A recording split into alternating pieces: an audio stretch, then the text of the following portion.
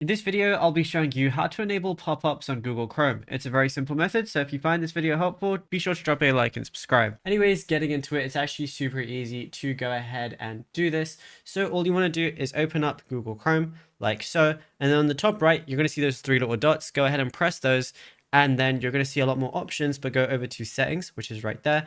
Now, once you're here, scroll all the way down, and the fourth last option that you're going to see is site settings. So go ahead and click on that. Scroll down even more. You're going to see content, right? So now all you want to do is scroll and until you find something like intrusive ads and pop-ups and redirects.